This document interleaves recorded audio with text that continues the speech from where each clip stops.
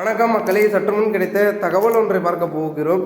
அதாவது 234 தொகுதியிலும் யாருக்கு வெற்றி கிடைக்கும், தலைகீழாக மாறியது தேர்தல் கருத்து கணிப்பு. இந்த ஒரு தகவலை பற்றி தான் நாம் பார்க்க போகிறோம். தகவலை பார்ப்பதற்கு முன்னதாக நீங்கள் நம்மளுடைய சேனலுக்கு புதிய பார்வையாளர்களாக இருந்தீர்கள் என்றால் மறக்காமல் நம்மளுடைய சேனலை சப்ஸ்கிரைப் செய்து வைத்துக் கொள்ளுங்கள் மக்களே.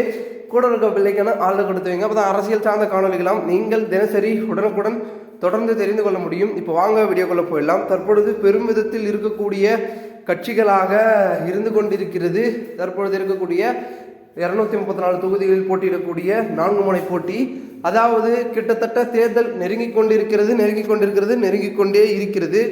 ஏன்னா இப்போ இருக்கக்கூடிய சுச்சுவேஷனுக்கு தலைமையும் சரி, தற்பொழுது இருக்கக்கூடிய தேர்தல் ஆணையங்களும் சரி, அவர்களுடைய வாக்கு வேட்புமனு தாக்கலை க்ளோஸ் பண்ணிட்டாங்க.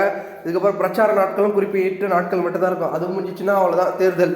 ஸோ எல்லாமே தீவிரமாக நடந்து கொண்டிருக்கிறது. மக்களும் அனைத்து அரசியல்களையும், அனைத்து அரசியல் கட்சி தலைவர்களையும், அனைத்து விதமான அரசியல் ஏற்பாடுகளையும், அவர்களுடைய பார்த்தீங்கன்னா கோட்பாடுகளையும் ஏற்று அவங்க செயல்பட்டு கொண்டிருக்கிறார்கள். இந்த விதத்தில் தற்பொழுது அரசியல் புரிதலோடு, அரசியல் நோக்கத்தோடு பார்த்தீங்கன்னா செயலாற்றி கொண்டிருக்கக்கூடிய கட்சிகளாக தற்பொழுது விளங்கி கொண்டிருக்கிறது அரசியல் கட்சிகள். இந்த வகையில் தற்பொழுது தீவிரமாக களப்பணிகளை செய்யக்கூடிய விதத்தில் தற்பொழுது இறங்கி வேலை பார்க்கக்கூடிய ஒரு கட்சியாக அரசியல் கட்சி இருந்து கொண்டிருக்கிறது. இந்த ஒரு சூழலில் தற்பொழுது தீவிரமாக ஒரு சில களப்பணிகளை செய்ய வேண்டும் என்றால் தமிழகத்தில் பெரும்பான்மையான ஆட்சிகள் தேவை. அந்த ஆட்சியில் தற்பொழுது ஒரு சில முக்கிய புள்ளிகளும் ஒரு சில முக்கிய விஷயங்களும் தான் இருந்து கொண்டிருக்கிறது. குறிப்பிட்டு சொல்ல வேண்டும் என்றால் தற்பொழுது தமிழகத்தில் தீவிரமான அரசியல் பணிகளும் அரசியல் முனைகளும் இருந்து கொண்டிருக்கிறது.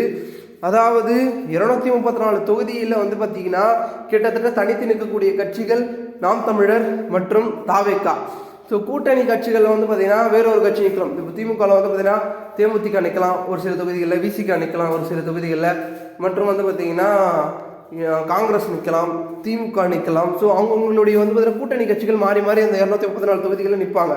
அதிமுகவும் அதே கேட்டகரிக்கு தான். பாமக நிற்கலாம் ஒரு சில தொகுதிகளில், அதிமுகவும் நிற்கலாம், பாஜகவும் நிற்கும் ஒரு சில தொகுதிகளில், மேலும் பார்த்தீங்கன்னா அமமுக ஒரு சில தொகுதிகளில் நிற்கும். குறிப்பிட்ட ஒரு சில கட்சிகள்லாம் பார்த்தீங்கன்னா ஆங்காங்கே பார்த்தீங்கன்னா மாறி மாறி நிற்பாங்க. இதில் பார்த்தீங்கன்னா அதிகப்படியான ஆதரவை எந்த கட்சிக்கு எந்த சின்னத்திற்கு போட போகிறாங்க, இரட்டை இலையா, உதயசூரியனா, பிசிலா, இல்லை உழவர் சின்னமா, விவசாய சின்னமா அப்படின்றதா பார்த்தீங்கன்னா பார்க்கப்படுகிறது. ஏன்னா குறிப்பிட்டு சொல்ல வேண்டும் என்றால் தமிழகத்தில் தீவிரமாக பார்த்தீங்கன்னா அரசியல் போர்கள் நடந்து கொண்டு இருக்கிறது. இந்த போரில் வெற்றி பெற்று வாகை சூட போவது யாரு அப்படின்றத யதார்த்தத்திலும் யதார்த்தமாக பார்க்கப்படுகிறது. அதை யார் வென்று முடிக்க போகிறார்கள் அப்படின்றத நம்ம பொறுத்து பார்ப்போம். மேலும் இந்த ஒரு தகவலை குறித்த பொதுமக்கள் உங்களுடைய கருத்துக்களை கூறுங்கள். இது போன்ற நீங்கள் அரசியல் சார்ந்த நிகழ்வுகளாம் தினசரி தெரிந்து கொள்ள சேனலை சப்ஸ்கிரைப் பண்ணுங்க. நன்றி, வணக்கம்.